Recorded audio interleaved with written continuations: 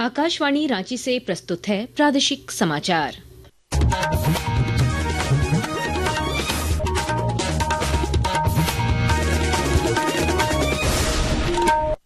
नमस्कार, प्रादेशिक समाचार के साथ मैं कामिनी। सबसे पहले मुख्य समाचार।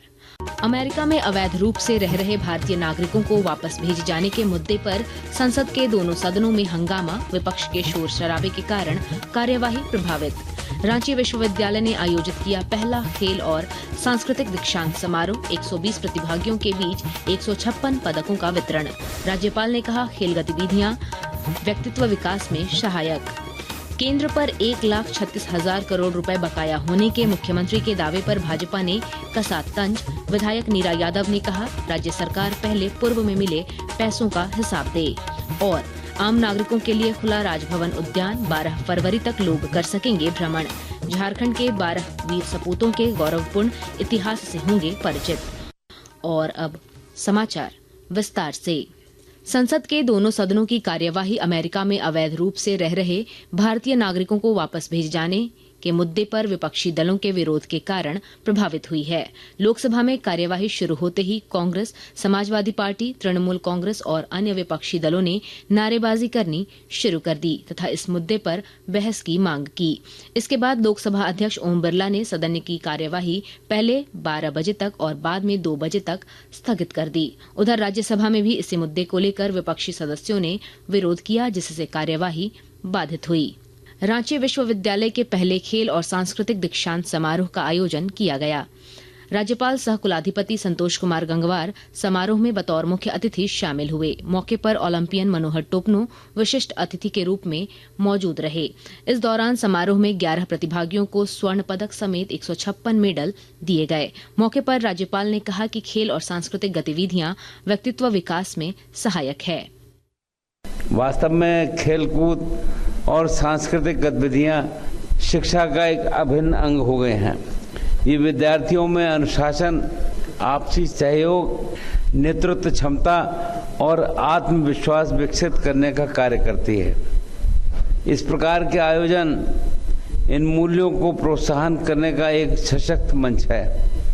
मैं इस पहल के लिए संपूर्ण रांची विश्वविद्यालय परिवार को हार्दिक बधाई देता हूं। ये अच्छी पहल की है और वास्तव में इससे उत्साह भी बढ़ेगा। इस दौरान पहली बार रांची विश्वविद्यालय ने अपने YouTube वेबसाइट पर दीक्षांत समारोह का लाइव प्रसारण भी किया। केंद्र सरकार पर 1,36,000 करोड़ रुपए बकाया होने के मुख्यमंत्री हेमंत सोरेन के दावे पर भाजपा ने फिर तंज कसा है। कोडरमा में विधायक नीरा यादव ने पत्रकारों से बातचीत में कहा कि राज्य सरकार को बकाये का डिमांड करने से पहले केंद्र से पूर्व में मिले पैसों का हिसाब देना चाहिए। आप आपदा का पैसा कहाँ खर्च किए, कृषि का कहाँ खर्च किए, शिक्षा का कहाँ खर्च किए, स्वास्थ्य का कहाँ खर्च किए, आपके पास उसी का हिसाब नहीं है। आप किस मुंह से पैसा का डिमांड करते हैं। केंद्र तो हर समय देने का काम की है, लेकिन आपको लेने ही नहीं आता है। और हम विपक्ष में हैं अगर, तो केवल हम गलतियों को, कमियों को ना निकालें। जो सही चीज है उसे जनता के बीच में जरूर रखना चाहिए।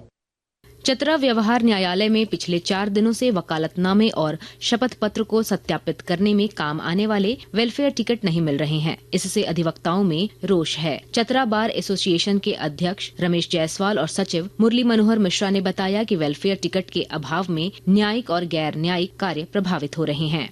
वेलफेयर टिकट जनरली बैंक में पैसा जमा करने के पश्चात बैंक से चालान ट्रेजरी भेजा जाता है, लेकिन स्टेट बैंक के जो मैनेजर हैं वो पैसा जमा होते के साथ नहीं भेजते हैं, उसको अपने पास होल्ड करके रखते हैं और अंतिम में भेजते हैं। आज एक प्रतिनिधि मंडल उपायुक्त महोदय से इस संबंध में मिलेंगे ताकि समस्या का समाधान हो, आम लोगों को कोई दिक्कत न हो। HEC के GM प्रमोद कुमार बेहरा को पुलिस ने गिरफ्तार कर जेल भेज दिया है। उन पर HEC में जमीन और सरकारी नौकरी दिलाने के नाम पर 1 करोड़ 25 लाख रुपए की ठगी करने का आरोप है। रांची निवासी सोमेंद्र मंडल ने इस सिलसिले में धुरवा थाने में नामजद प्राथमिकी दर्ज कराई थी। प्राथमिकी में कहा गया है कि प्रमोद कुमार बेहरा ने खुद को 2001 बैच का IAS अधिकारी बताकर यह ठगी की थी।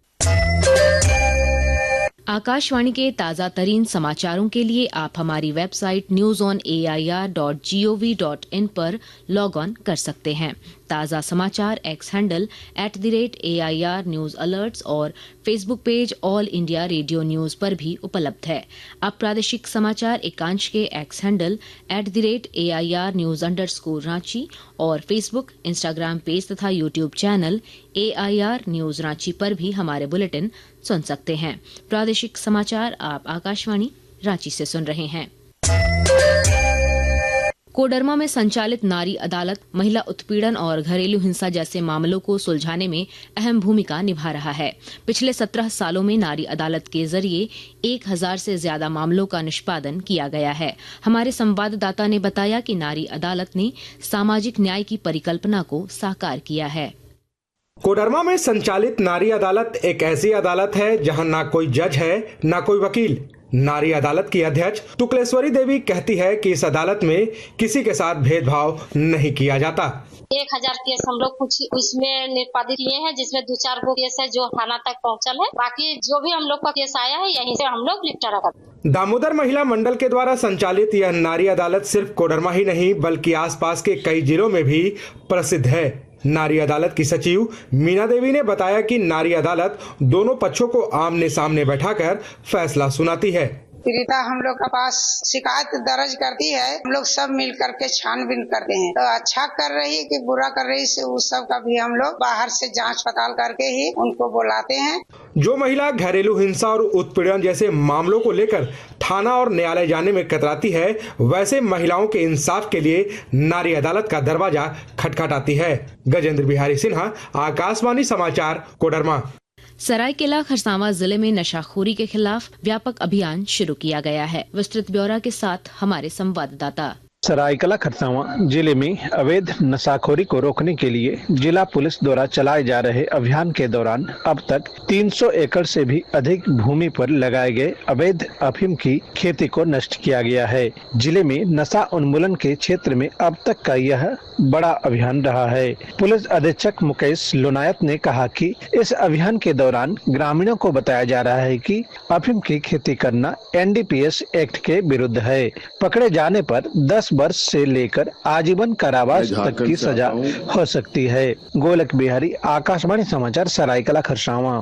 राजभवन उद्यान आज से आम नागरिकों के लिए खोल दिया गया है। उद्यान हर दिन सुबह 10 बजे से दोपहर 3 बजे तक खुला रहेगा। एक रिपोर्ट। आम नागरिक 12 फरवरी तक राजभवन उद्यान का भ्रमण करके वहां खूबसूरत फूलों और पौधों का दीदार कर सकेंगे। राजभवन के गेट नंबर 2 से आवश्यक सुरक्षा जांच के बाद दिन के 1 बजे तक लोगों को उद्यान में प्रवेश दिया जा रहा है। लोगों को अपने साथ अपना एक पहचान पत्र रखना आवश्यक है। इस साल विभिन्न प्रजातियों के गुलाब और सीजनल फूलों के अलावा राजभवन का मूर्ति उद्यान भी आकर्षण का केंद्र है। इसमें सिद्धो कान्हू, नीलांबर पीताम्बर, दीवा किशुन, तिलका मांझी, तेलंगा खड़िया, गया मुंडा, परमवीर अल्बर्ट एक्का, वीर बुधु भगत, जतरा टाना भगत जैसे महापुरुषों की प्रतिमाओं के साथ उनके बारे में संक्षिप्त परिचय भी लिखा गया है। पिछले साल 20 सितंबर को राजभवन में झारखंड के 12 वीर नायकों और युग पुरुष विवेकानंद की प्रतिमाओं से सुसज्जित मूर्ति उद्यान का उद्घाटन राष्ट्रपति द्रौपदी मुर्मू ने किया था। आकाशवाणी समाचार के लिए रांची से मैं शिल्पी। जमशेदपुर के गोविंदपुर में कल से ही जलापूर्ति बंद है। इससे गोविंदपुर, राहरगोड़ा, गदड़ा और परसुडीह के लगभग 24,000 से ज्यादा घरों में पानी नहीं पहुंच पा रहा है। इससे 1.5 लाख से ज्यादा की आबादी प्रभावित है। योजना का संचालन कर रही एजेंसी जेमिनी एंटरप्राइजेज ने बकाया 2 करोड़ रुपए का भुगतान नहीं होने पर अनिश्चित काल के लिए जल आपूर्ति को बंद कर दिया है। अंत में मुख्य समाचार एक बार फिर। अमेरिका में अवैध रूप से रह रहे भारतीय नागरिकों को वापस भेजे जाने के मुद्दे पर संसद के दोनों सदनों में हंगामा, विपक्ष के शोर शराबे के कारण कार्यवाही प्रभावित। रांची विश्वविद्यालय ने आयोजित किया पहला खेल और सांस्कृतिक दीक्षांत समारोह। 120 प्रतिभागियों के बीच 156 पदकों का वितरण। राज्यपाल ने कहा, खेल गतिविधियां व्यक्तित्व विकास में सहायक। केंद्र पर 1,36,000 करोड़ रुपए बकाया होने के मुख्यमंत्री के दावे पर भाजपा ने कसा तंज। विधायक नीरा यादव ने कहा, राज्य सरकार पहले पूर्व में मिले पैसों का हिसाब दे। और आम नागरिकों के लिए खुला राजभवन उद्यान, 12 फरवरी तक लोग कर सकेंगे भ्रमण। झारखंड के 12 वीर सपूतों के गौरवपूर्ण इतिहास से होंगे परिचित। इसके साथ ही आकाशवाणी रांची से प्रादेशिक समाचार का ये बुलेटिन समाप्त हुआ। अगला प्रादेशिक समाचार बुलेटिन दोपहर 2:55 पर प्रसारित किया जाएगा। नमस्कार।